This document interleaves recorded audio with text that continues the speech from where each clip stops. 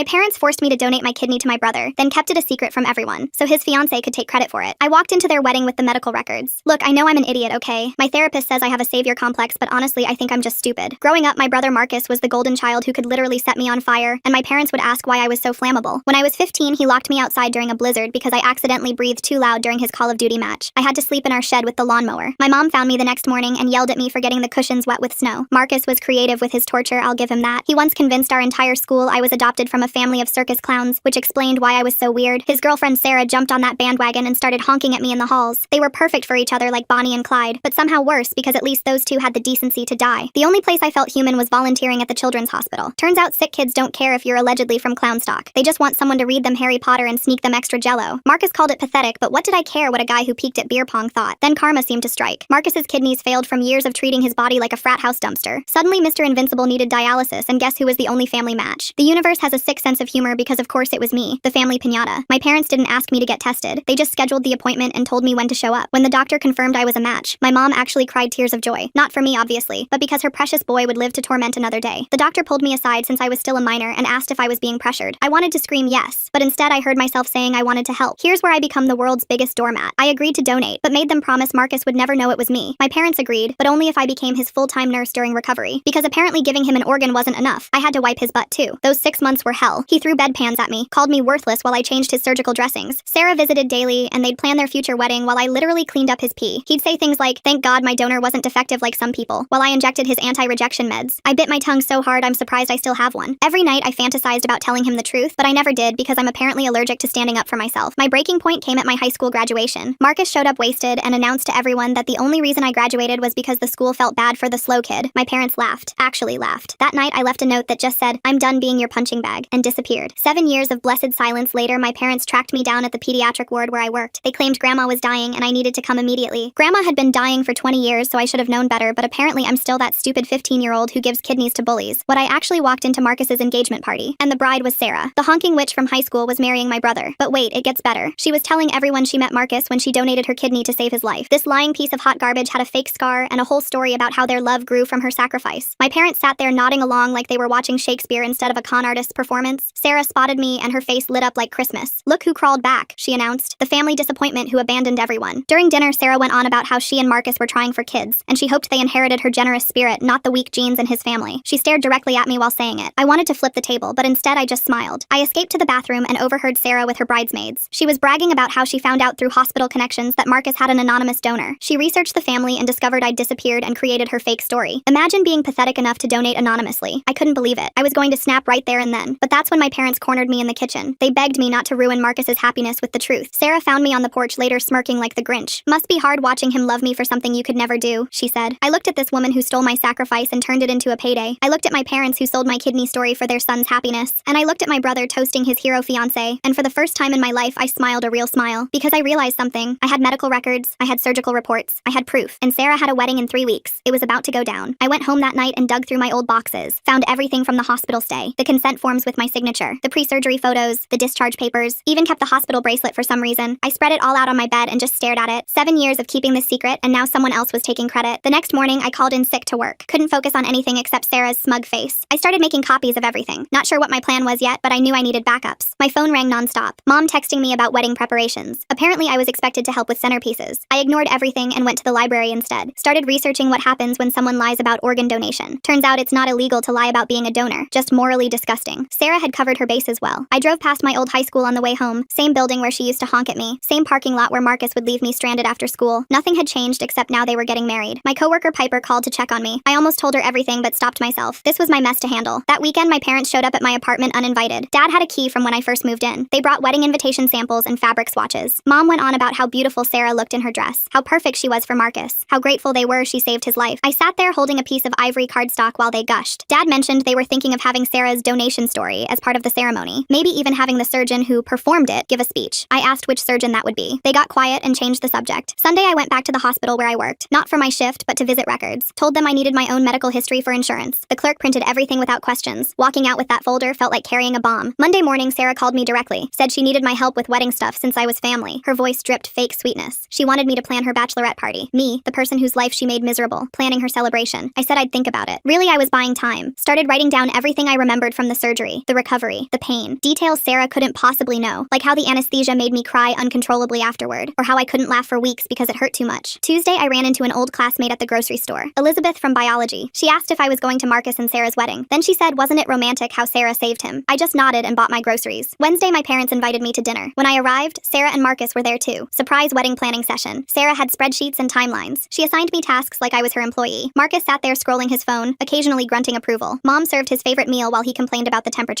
Some things never change. Sarah cornered me in the hallway later, said she knew I was jealous, that I'd always wanted what she had, that Marcus chose her because she was everything I wasn't. Strong, beautiful, selfless. I bit my tongue so hard it bled. Thursday, I couldn't sleep, kept thinking about the wedding, about standing there watching her tell everyone about her fake sacrifice, about my parents crying with joy over a lie, about Marcus living his life never knowing who really saved him. Friday, Sarah texted me a list of bachelorette party venues, all expensive places I couldn't afford. When I mentioned the cost, she said not to worry, Marcus would cover it. With money he made at the job, he could only work because he had a functioning kidney. My kidney. Saturday, I went to the children's hospital for my volunteer shift. The kids always made me feel better. Read stories, played games, helped with crafts. One little girl named Mary asked why I looked sad. I told her sometimes grown-ups have complicated problems. She gave me a drawing of a rainbow. Said rainbows come after storms. Sweet kid. Sunday brought another family dinner. This time Sarah's parents were there too. Her mom went on about how proud she was of Sarah's generosity. Her dad said they raised her to help others. I watched my parents nod along enthusiastically. Marcus made a toast to his life-saving fiancé. I excused myself to throw up. Monday I called my therapist for an emergency session. Told her everything. She said I needed to decide what I wanted. Did I want recognition, justice, or just peace? I didn't know. All I knew was I couldn't watch this wedding happen. Not like this. Tuesday, Sarah sent me her official donation story. She wanted me to proofread it for the wedding program. Reading her lies made my hands shake. She'd researched medical details online but got small things wrong. Things only someone who actually went through it would know. Wednesday, I started avoiding everyone's calls. Needed space to think. Went for long walks trying to clear my head. Kept coming back to those medical records. To the truth sitting in my desk drawer. Thursday, my mom showed up at work. Said I was being selfish by not helping with the wedding. That Sarah had done so much for our family. That the least I could do was support her. I wanted to scream the truth right there in the hospital lobby. Friday, I agreed to meet Sarah for coffee. She wanted to go over bachelorette party details. Instead, she spent an hour talking about her future with Marcus, their kids, their house, their perfect life built on her perfect lie. When she mentioned wanting to start a charity for organ donors, I nearly choked on my latte. Saturday morning, I woke up to 17 missed calls from Sarah. My phone screen glowed accusingly in the dim light of my bedroom. Each notification a tiny hammer pounding against my already throbbing headache. She'd moved the bachelorette party to next weekend. Needed me to book a party bus that could hold 12 bridesmaids I'd never met, coordinate pickup times across 3 different cities, and somehow make it all happen with 7 days' notice. Her voicemails grew increasingly frantic with each message, starting with fake sweetness and escalating to barely contained panic. I texted back that I was busy. She responded with a novel about family obligations, how blood was thicker than water, and how Marcus would be so disappointed if I didn't support their love. The message was so long I had to scroll 3 times to reach the end. I turned off my phone and pulled my comforter over my head, trying to reclaim the peace of unconsciousness. Sunday, I finally met the bridesmaids at a planning brunch at some overpriced cafe downtown. They all had matching Team Bride shirts with Sarah's face screen printed on them in gold glitter. The photo they'd chosen was from her engagement shoot, where she was gazing adoringly at Marcus while holding her hand over her right side, where her supposedly missing kidney would be. One girl named Stephanie, who introduced herself as Sarah's college roommate, kept gushing about Sarah's kidney story, how brave she was to give up an organ for love, how romantic the whole thing was, like something out of a movie. She actually used the phrase modern fairy tale while clutching her mimosa. I stabbed my eggs Benedict with perhaps more force than necessary and smiled until my cheeks hurt. The hollandaise sauce looked unappetizing, yellow and thick like the lies coding everything about this wedding. Sarah held court at the head of the table, assigning everyone roles like we were planning D-Day instead of a bachelorette party. She had an actual spreadsheet printed out with color-coded responsibilities. I got stuck organizing games, specifically ones that would celebrate her journey as an organ donor, and picking up decorations that matched her kidney-themed party aesthetic. Yes, kidney-themed. She wanted anatomically correct organ garlands. Of course she did. Monday at work was rough. The hospital felt suffocating. Every corner reminding me of my own time here as a patient. Kept spacing out during rounds, staring at kidney function charts and thinking about that day 7 years ago. My supervisor, Dr. Chen, pulled me aside after I nearly gave the wrong medication dosage and asked if everything was okay. Her face was creased with genuine concern. I said wedding stress. She laughed, the sound echoing off the sterile walls, and said she understood completely. Told me about her own sister's wedding drama. If only she knew whose wedding and why. If only she knew the bride was claiming my literal organ as her own romantic gesture. That night, I sat with all my medical documents spread across my kitchen table like evidence in a crime scene. The fluorescent light above flickered occasionally, making the papers seem to pulse. Started highlighting the important parts with a yellow marker that bled through the thin hospital paper. My name, the dates, the procedures, evidence that couldn't be argued with, though I knew my family would try. Tuesday, Sarah called during my lunch break. I was sitting in my car in the hospital parking garage, trying to enjoy 15 minutes of peace with a sad desk salad. She'd had an idea, she said, her voice bright with false inspiration. Wanted to do a presentation at the reception about organ donation, maybe even register guests as donors on the spot. Turn her fake sacrifice into a real movement. She'd already contacted the local organ donation organization, name-dropping her personal experience to get their participation. My lettuce turned to ash in my mouth. I told her I had to go. Patient emergency. There wasn't one, but I couldn't listen anymore to her turning my sacrifice into her platform. I sat in my car for another 20 minutes, watching other healthcare workers come and go, wondering if any of them had family who would steal their medical trauma for attention. Wednesday brought another family dinner at my parents' house. The dining room smelled like my mother's pot roast, a smell that used to mean comfort, but now just meant another evening of pretending. This time, Sarah brought her wedding planner, a woman named Kathleen who wore a power suit and talked like she was organizing the Olympics instead of a wedding. She had a leather portfolio thick with fabric samples and vendor contracts. She went through every minute of the wedding day while my parents hung on each word like she was revealing the meaning of life. When she mentioned Sarah's hero moment during the father-daughter dance, apparently there would be a special spotlight and announcement about her donation, I accidentally snorted into my mashed potatoes. Everyone stared. My father's fork paused midway to his mouth. I blamed allergies, even though it was November and nothing was blooming. Thursday, I overheard two nurses at work discussing the wedding. They were restocking supplies in the room next to where I was updating charts. Apparently, Sarah had invited half the hospital, sending elaborate invitations that mentioned her life-saving gift in calligraphy. They were all excited to celebrate the woman who saved Marcus's life, gushing about how romantic it was. One of them wondered aloud if she'd wear a special pin or ribbon to mark her as a living donor. I hid in a supply closet and screamed into a pile of towels until my throat was raw. The terry cloth muffled the sound, but not the rage. Friday, Sarah ambushed me at my apartment. She had somehow gotten into the building and was waiting outside my door when I got home from work. She'd brought 3 bottles of wine and wedding favors to assemble. Little kidney-shaped cookies with "Sarah saved Marcus" written in icing. I'm not making this up. She'd found a specialty baker who created anatomically correct organ cookies. Each one was wrapped in cellophane with a ribbon that said, "Love gives life," in cursive. She sat on my couch, drinking my wine straight from the bottle, packaging lies in cellophane while complaining about wedding stress. How the florist didn't understand her vision for kidney-colored roses. How the DJ kept suggesting inappropriate songs for the organ donation presentation. I assembled favors in silence, each ribbon I tied feeling like a betrayal to myself. My fingers moved mechanically while my mind screamed. Saturday was the bachelorette party. The party bus I'd booked was a monstrosity of pink and white, with Sarah's last fling before the ring painted on the side in glitter. 12 hammered women in a limo celebrating a liar. Sarah wore a sash that said "Lifesaver," and a crown shaped like a kidney that lit up with LED lights. Again, not making this up. She'd had it custom made on Etsy. At every bar, she told strangers about her donation, collecting free drinks like sympathy cards. The story grew more elaborate with each telling. By the third bar, she was claiming she'd been rushed into emergency surgery, that she'd flatlined on the table but love had brought her back. I spent most of the night in bathrooms, staring at my reflection in grimy mirrors and wondering how I'd ended up here. Stephanie found me hiding during the third stop, a club with music so loud it vibrated in my chest. She was hammered on vodka cranberries and weepy mascara running down her cheeks in black rivers. She went on about how beautiful true love was, slurring her words, how Sarah and Marcus were meant to be, how the universe brought them together through her sacrifice. She actually said Sarah's kidney was like Cupid's arrow. I let her cry on my shoulder while planning my exit strategy, her tears soaking through my dress. The smell of her perfume mixed with alcohol made me nauseous. Sunday, I woke up to photos all over social media. My phone buzzed constantly with notifications. Sarah posing with her kidney crown like it was Miss America's tiara. Bridesmaids toasting her bravery with champagne flutes raised high. Marcus commenting with heart emojis and calling her his angel. I noticed something though. In every photo where I appeared, I looked dead inside, like someone had sucked out my soul and replaced it with obligation. My smile never reached my eyes. My coworker Piper texted asking if I was okay. She'd seen the photos too and said I looked like I needed a friend. Monday, Sarah sent a group text thanking everyone for the perfect night, complete with kidney and heart emojis. Then privately messaged me saying I'd seemed distant, that she hoped I wasn't jealous of her happiness, that she knew it must be hard watching Marcus love someone else, but I needed to move on for the family's sake. She suggested maybe I should consider therapy to deal with my lingering feelings. I threw my phone across the room. It hit the wall with a satisfying crack but survived unfortunately. The screen protector spiderwebbed, but the phone still worked, still delivered her poisonous messages. Tuesday, I went back to my therapist. Dr. Martinez had been seeing me since the kidney donation, though I'd stopped going regularly once I thought I was over it. Her office smelled like lavender and felt like the only safe space left in my world. I told her about the bachelorette party, the kidney cookies, the LED crown, everything. She listened with her usual calm expression, occasionally writing notes in her leather journal. She asked what was stopping me from telling the truth. I said I didn't know anymore. Maybe I was just too used to being the family doormat, trained from childhood to put Marcus first. Maybe I was scared of the confrontation, of watching my parents choose him again. Maybe part of me still hoped they'd suddenly realize on their own, have some magical epiphany. She said hope without action was just disappointment waiting to happen. The words hit like cold water. Wednesday, Sarah called with a crisis. Her voice was pitched high with panic. The venue had double booked the getting ready suite. Another bride would be using it in the morning, and Sarah would have to get ready in a regular hotel room like a common person. She needed me to fix it immediately. Spent 3 hours on the phone with the venue coordinator, then the hotel manager, then the other bride's planner, sorting out her problem while she texted me constant complaints and updates on her anxiety levels. Finally got it resolved by convincing the other bride to start an hour later in exchange for a partial refund that Sarah would cover. She didn't say thank you, just complained that the stress was bad for her remaining kidney. Thursday, my dad stopped by my work. He rarely visited me at the hospital, claiming it brought back difficult memories of Marcus's illness. He was wearing his good suit, the one he saved for important occasions. Said he was proud of how I was handling everything, how mature I was being about Sarah and Marcus, how he knew it wasn't easy, but family came first. He stood in the hallway while doctors and nurses rushed past, completely oblivious to the irony of discussing family loyalty in the place where I'd given up an organ for his favorite child. I wanted to ask when I'd ever come first, but just nodded instead. He patted my shoulder awkwardly and left, probably relieved to escape without a real conversation. Friday night, I couldn't stop staring at my medical records, the truth just sitting there in black and white, clinical and undeniable. Started thinking about what would happen if I told everyone. The wedding would be ruined. Sarah would be be exposed as a fraud in front of hundreds of guests. My parents would be furious, not at her for lying, but at me for revealing it. Marcus would probably find a way to blame me, say I was trying to sabotage his happiness out of jealousy. But Sarah would be exposed. Her whole fairy tale would crumble. The thought made me smile, then feel guilty for smiling, then smile again because why should I feel guilty for wanting the truth known? Saturday I met my mom for lunch at her favorite restaurant, the one with the garden patio. She wanted to go over my maid of honor speech. Apparently Sarah had made me maid of honor without asking, just announced it at the brunch like it was an honor I should be grateful for. Mom had written some notes about what I should say, her handwriting careful on monogrammed stationery, all about how wonderful Sarah was, how grateful our family was to have her, how blessed Marcus was to have found someone so selfless. She'd even included a line about how Sarah's sacrifice had saved our whole family. I read through it feeling sick, the words blurring together. The waitress asked if I was okay. I said yes, just wedding emotions. Sunday Sarah dragged me to the final dress fitting. The bridal boutique smelled like expensive perfume and desperation. She looked beautiful, I'll admit that. The dress was a work of art, all delicate lace and tiny pearls. The seamstress went on about how radiant she was, how love made women glow from within. Sarah caught my eye in the mirror and winked, like we were sharing a secret, like she hadn't stolen my actual secret and turned it into her identity. The seamstress mentioned she'd heard about Sarah's donation, that her own cousin needed a kidney. Sarah launched into her story again, adding details about recovery that I recognized from my own experience. Monday, with 5 days until the wedding, the texts came constantly. My phone was never silent. Sarah needed opinions on everything. The flowers, should the kidney-colored roses be more pink or more brown? The music, was it tacky to play My Heart Will Go On during the organ donation presentation? The table settings, kidney-shaped place cards or just regular ones? Each message felt like another twist of the knife. My coworkers started noticing my mood. I snapped at a resident for a minor mistake. Piper brought me coffee and said I looked like I needed a friend. Almost told her everything but stopped. What would be the point? The wedding was in 5 days. The truth would come out or it wouldn't. Tuesday night I had a dream about the wedding. Sarah was walking down the aisle but her dress was made of my medical records. Everyone was clapping and crying while she left a trail of papers behind her. Each step revealed another procedure note, another test result. Marcus stood at the altar holding a kidney in a jar. I woke up at 3 a.m. drenched in sweat and couldn't get back to sleep. Spent the rest of the night reading old medical forums about living kidney donation, finding comfort in strangers' stories. Wednesday Sarah's mom called. Mrs. Patterson had always been kind to me, which made her call worse. Wanted to thank me for everything I'd done. Said she knew Sarah could be demanding but she was just excited. Then she said something that made my blood run cold. She said Sarah had told her about my kidney problems as a kid, how I'd needed help and Sarah's research into organ donation had inspired her to help others. This woman had twisted even my childhood medical issues into her narrative. I'd had kidney infections, nothing that required donation. But in Sarah's version, she'd been inspired by my suffering to become an advocate. I hung up and threw up, my body rejecting the lies as violently as my mind did. Thursday was the rehearsal. The venue looked like a fairy tale in the evening light, all twinkling lights and flowing fabric. I stood at the altar while the wedding planner directed everyone like a drill sergeant. She had a headset and a clipboard, barking orders about timing and positioning. Sarah and Marcus practiced their vows. He promised to love her for saving his life. She promised to always put his needs first like she had when she gave him her kidney. My parents cried actual tears. I bit my cheek until it bled, the copper taste grounding me. The rehearsal dinner was at an expensive restaurant downtown, the kind with a dress code and a wine list thicker than a novel. Sarah's dad gave a toast about his daughter's selfless nature, how she'd been generous since childhood. My dad toasted Sarah for giving their family hope. Marcus toasted his guardian angel, and mentioned how she never talked about her sacrifice, how humble she was. I toasted bread because I needed something in my stomach besides rage and the excellent wine that was making everything feel surreal. Sarah cornered me during dessert. The chocolate souffle sat untouched between us as she leaned in conspiratorially. Said she knew tomorrow was hard for me but she appreciated my support. That maybe one day I'd find someone who loved me like Marcus loved her. Someone who'd see past my issues and accept me anyway. She patted my hand condescendingly. I gripped my fork so hard I'm surprised it didn't bend. The weight of 7 years of silence sat on my chest like a stone. Friday morning, the day before the wedding, I woke up with a decision made. The clarity was startling after months of confusion. I couldn't do it. Couldn't stand there and watch this happen. Couldn't be part of this lie anymore. I called Sarah and told her I was sick. Food poisoning from the rehearsal dinner. She screamed at me for 20 minutes about ruining her perfect day. About how selfish I was. About how I always made everything about me. The irony of her calling me selfish while wearing my kidney was not lost on me. I hung up and turned off my phone. Sat in my apartment staring at those medical records. At the truth nobody wanted to hear. The morning light made the papers look almost holy. My parents showed up an hour later with my spare key again. Mom was crying. Her makeup already ruined at 10 in the morning. Dad was red-faced, angrier than I'd seen him since Marcus's diagnosis. They said I was destroying the family, that I needed to get dressed and get to the venue immediately, that Sarah was having a breakdown, and it was my fault. I looked at these people who raised me, who were supposed to protect me, who chose Marcus every single time, from the smallest childhood disputes to the life-altering decision to take my kidney. And I said no. 1 word, 2 letters, the shortest sentence that took 22 years to say. They threatened everything. To cut me off financially, though I'd been independent for years. To never speak to me again. To tell everyone what a horrible person I was. To remove me from their will. To pretend I'd never existed. I let them rant, their words washing over me like white noise. When they finally ran out of steam, exhausted from their own dramatics, I asked them one question. Did they remember when I was in the hospital for the kidney donation? Mom said of course. They were so worried about Marcus. The surgery had taken hours. Dad said it was the hardest time of their lives, watching Marcus suffer, not knowing if the kidney would take. Neither of them mentioned being worried about me. Their 17-year-old daughter going under the knife, being cut open, losing an organ, facing a lifetime of careful monitoring. That told me everything I'd always known, but never wanted to admit. They left eventually, slammed the door hard enough to knock a picture off my wall. It was a photo from my high school graduation, the one Marcus ruined by having a dialysis complication that morning. morning. I'm smiling, but you can see the disappointment in my eyes. I looked at my younger self trying to smile through the pain and made another decision. If they wanted to paint me as the villain, I might as well play the part properly. I got dressed. Not in the bridesmaid dress Sarah had picked, a hideous pink thing that looked like cotton candy had exploded, but in my nicest professional outfit. Black blazer, crisp white shirt, the kind of clothes that said I meant business. Grabbed my folder of medical records and my car keys. If I was going to blow up my life, might as well do it properly, with documentation. The venue was beautiful. Sarah had spared no expense with Marcus's money. Flowers everywhere in shades of pink and white, a string quartet playing classical music, guests already arriving in their finest clothes. The parking lot was full of luxury cars. I parked and sat in my car for 10 minutes just breathing, watching people walk in, happy couples, families, friends, all there to celebrate a lie. The string quartet's music drifted through my cracked window. Finally, I grabbed my folder and went inside. The bridal suite was chaos. Bridesmaids running around in matching robes, hair and makeup people everywhere with their cases of supplies. Sarah in the center like a queen holding court. She saw me and her face went through about 10 emotions in rapid succession. Started with shock, moved through disbelief, and settled on rage. Started screaming about how dare I show up not dressed. How dare I stress her on her day. How dare I exist, basically. Her voice went shrill, the makeup artist stepping back with her brush still raised. The bridesmaids circled like protective wolves. Stephanie actually asked if they should call security. Another suggested I was having a mental breakdown. I didn't say anything, just stood there holding my folder while Sarah ranted. Her face grew redder under the carefully applied foundation. When she finally paused for breath, I set the folder on the table. The sound it made seemed to echo. Said she might want to look at it before the ceremony, then I left. Walked right out while everyone stared. My heels clicked on the marble floor, each step taking me further from the life I'd known. Found a quiet spot in the venue's garden and sat down to wait. The bench was stone, cold even through my clothes. The garden was beautiful, full of late fall flowers and carefully trimmed hedges. I could hear the quartet still playing inside, the music floating on the breeze. 20 minutes later, I heard the screaming. Sarah's voice carrying across the grounds, high and hysterical. Then Marcus's voice joining in, deeper but equally upset. Then my parents. The string quartet stopped playing abruptly, like someone had cut their strings. Guests started murmuring, wondering what was happening. I could see people peering out the windows, trying to understand the commotion. I sat on my bench watching clouds pass overhead. Felt weirdly calm for someone who'd just detonated a bomb. Piper found me first. She'd been invited as my +1 before everything exploded. Her purple dress looked beautiful in the garden light. She sat down beside me and asked what happened. So I told her everything, from the kidney donation at 17 to Sarah's lies to what was in that folder. Every detail I'd kept locked inside for 7 years. She listened without interrupting, her hand eventually finding mine. When I finished, she hugged me and said she was proud of me. First person to ever say that about this situation. We sat there together, watching the chaos unfold from a distance, as my family's perfect lie finally crumbled into truth. The security guard found us about 30 minutes later. Big guy named Gabriel who looked like he moonlifted as a bouncer. Said the family wanted me removed from the property immediately. Piper stood up and told him I was leaving anyway. We walked to the parking lot together while wedding guests pressed their faces against the windows like we were some kind of show. I could see them whispering behind their hands. Some were already on their phones, probably texting everyone who couldn't make it about the drama. My phone started blowing up before we even reached our cars. Texts from extended family, co-workers, random people from high school. Word travels fast when a wedding implodes. Sarah's cousin Janice sent a long message calling me selfish. My Aunt Elizabeth wanted to know if it was true about the kidney. Marcus's best man Peter just sent question marks, like 50 of them in a row. I turned the phone off and threw it in my glove compartment. Piper followed me back to my apartment. We ordered Chinese food and sat on my couch while I told her more details. About sleeping in the shed during the blizzard. About Marcus throwing bedpans at me during recovery. About my parents making me his nurse after I gave him my kidney. She kept shaking her head and saying variations of, "What is wrong with these people?" The lo mein tasted like cardboard, but I ate it anyway. Needed something in my stomach besides anxiety. Around 8, my landlord knocked. Said my parents had been calling the building office non-stop. They'd told him I was having a mental health crisis and needed intervention. He looked uncomfortable, shifting from foot to foot in my doorway. I showed him my lease, reminded him I'd never missed rent, and said my family was no longer welcome on the property. He nodded and left quickly. Probably didn't want to get involved in whatever mess this was. Piper stayed the night. We watched terrible reality TV and didn't talk about what would happen next. She made coffee in the morning and helped me block numbers on my phone. My parents, Marcus, Sarah, all the bridesmaids, various relatives who'd already chosen sides. The block list grew longer than my contact list. My phone finally went quiet except for a few stragglers I'd missed. Sunday afternoon, someone knocked. I looked through the peephole expecting more family drama. Instead, found Dr. Chen from work standing there with a box of donuts. She'd heard about the wedding disaster through hospital gossip. Apparently, Sarah had invited several doctors and nurses who'd all witnessed the explosion. Dr. Chen said the whole thing sounded like a nightmare and asked if I needed anything. I almost cried at the simple kindness. Monday, I went back to work. Figured hiding wouldn't help anything. The hospital buzzed with gossip, but most people were professional enough to keep it to whispers. A few nurses gave me sympathetic looks. One guy from radiology actually high-fived me and said it was about time someone called out Sarah's BS. Apparently, she'd rubbed a lot of people wrong with her constant kidney donor story. Tuesday, my therapist called for an emergency session. Dr. Martinez had gotten wind of the wedding situation through some professional grapevine. We spent 2 hours unpacking everything. She said she was proud of me for finally standing up for myself, even if the timing was dramatic. Asked how I felt about losing my family. I said they'd been lost to me since I was 15 and sleeping in a shed. This just made it official. Wednesday brought a surprise visitor. Sarah's mom showed up at my apartment with red eyes and a Tupperware container. She looked older, like the past few days had aged her years. She apologized for believing Sarah's lies. Said she'd found Sarah's real medical records while helping clean out the wedding suite. Clean bill of health, never donated anything. She'd confronted Sarah who'd broken down and admitted everything. The research, the fake scar, the whole elaborate lie. Mrs. Patterson cried on my doorstep for 20 minutes. I didn't invite her in, but I took the cookies she brought. Thursday, I got a letter from my parents. Actual paper mail like it was 1995. 3 pages of them explaining how I'd ruined Marcus's life, how Sarah had left him at the altar, how he was devastated, how the whole family was humiliated, how I'd destroyed their reputation in the community. Not one line about the fact that I'd donated my kidney. Not one acknowledgement of Sarah's lies. Just pages of blame. I used it to line my cat's litter box. Seemed fitting. Friday, my coworker Elliot mentioned seeing Marcus at a bar downtown. Said he was hammered and telling everyone his sister sabotaged his wedding out of jealousy. That I'd always been unstable and attention-seeking. That I'd probably faked the medical records somehow. Elliot said people weren't buying it though. Too many guests had seen the actual documents. Too many people had heard Sarah's confession before she ran out. The truth was messier than Marcus's version, but it was still the truth. Saturday, I went to the farmer's market like nothing had happened. Bought vegetables and fresh bread. Ran into my high school teacher, Mrs. Henderson, who gave me a knowing look and squeezed my shoulder. She didn't say anything, but her eyes were kind. Small gestures like that kept me going. Reminders that not everyone in the world was like my family. Sunday, Piper convinced me to go hiking. Said fresh air would help clear my head. We drove an hour to a trail neither of us had tried before. Spent the day climbing hills and not talking about kidneys or weddings or family drama. At the summit, she took a selfie of us both looking sweaty and accomplished. First photo I'd smiled in naturally in months. Posted it on social media just to show I was still alive and functioning. Monday brought another surprise. A lawyer named Drew called saying they represented a potential client interested in my story. Not for money, but for a medical ethics case they were building about organ donation coercion. They'd heard about the wedding incident through medical channels. Wanted to know if I'd be willing to share my experience. I said I'd think about it. Felt weird turning my trauma into a case study, but maybe it could help someone else. Tuesday, Sarah texted from a new number. A long, rambling message about how I'd ruined her life. How Marcus wouldn't speak to her. How her parents were disappointed. How she'd had to return all the wedding gifts. How people were calling her a liar and a fraud. How it was all my fault for not keeping the secret. I screenshot it and sent it to the lawyer. Seemed like evidence of something, even if I wasn't sure what. Wednesday, I ran into Marcus at the grocery store. First time seeing him since the wedding disaster. He looked rough, unshaven, wrinkled clothes, buying enough beer to stock a frat party. We made eye contact over the frozen foods. He started to say something, then stopped. Turned his cart around and left without his beer. I bought ice cream and felt oddly victorious. Thursday, the hospital held a staff meeting about professionalism and patient privacy. Everyone knew it was about the wedding gossip, but nobody said it directly. Afterward, Dr. Chen pulled me aside. Said there was a position opening in the children's ward in another city. Better pay, more responsibility, fresh start. Asked if I was interested. I said yes before she finished talking. Friday, I started packing. Not much to take really. 5 years in this apartment and it still felt temporary. Like I'd been waiting for something without knowing what. Piper helped me sort through things. Found photos from high school I'd forgotten about. Most went in the trash. Kept one of me at graduation. The one where I'm genuinely smiling before Marcus showed up hammered. Saturday, my parents showed up one last time. Brought Marcus with them like some kind of intervention. He looked worse than at the grocery store. They wanted me to apologize. To take back the truth somehow. To fix what I'd broken. Marcus actually said I owed him for ruining his life. The audacity made me laugh. Actually laugh. Which made them angrier. Mom said I was heartless. Dad said I was no daughter of his. Marcus said I'd always been jealous of him. I closed the door in their faces and went back to packing. Sunday was my last day at the local hospital. A few coworkers threw together a small goodbye party. Cake in the break room, some balloons, genuinely nice messages about how they'd miss me. Nobody mentioned the wedding, but everyone knew why I was leaving. Sometimes running away is the healthiest option. Dr. Chen hugged me and said the children's ward in the new city was lucky to have me. Monday, I drove 6 hours to my new city. Playlist full of upbeat songs, coffee in the cup holder, boxes in the back seat. The further I got from home, the lighter I felt. Like each mile was shedding weight I'd carried for years. Found my new apartment easily. Second floor, lots of windows, no family members with spare keys. The landlord seemed normal. The neighbors smiled. It felt like possibility. Tuesday, I started my new job. The children's ward was bright and cheerful. Murals on every wall, toys in the waiting room, staff who seemed genuinely happy to be there. My supervisor introduced me around. Nobody knew about kidneys or weddings or family drama. I was just the new nurse. Clean slate, fresh start. One little boy named Ethan asked if I was nice. I said I tried to be. He said that was good enough for him. Wednesday, Piper called to check in. Said the gossip back home was dying down. Sarah had apparently left town too. Marcus was living with our parents again. My old apartment had already been rented. Life was moving on without me there. She said she was proud of me for leaving, for choosing myself finally. We made plans for her to visit next month. Thursday, I unpacked the last box. Found my medical records at the bottom. The folder that had ended everything. Or maybe started everything, depending on how you looked at it. I put them in a filing cabinet in my new apartment. Evidence of who I was, what I'd given, what I'd survived. Proof that I wasn't crazy or jealous or attention-seeking. Just someone who'd finally told the truth. Friday, I worked my first overnight shift at the new hospital. Quiet except for the usual medical sounds. Monitors beeping, IV drips, occasional calls for assistance. One teenage girl couldn't sleep, worried about her surgery next week. I sat with her and talked about random things. Movies, music, how weird hospital jello was. Didn't mention my own surgery, didn't make it about me. Just listened and distracted her until she dozed off. Saturday, I explored my new city. Found a coffee shop that made perfect lattes. A bookstore with creaky floors and too many books. A park with walking trails and a pond. Everything felt like a discovery. Like I was finally living my own life instead of managing everyone else's drama.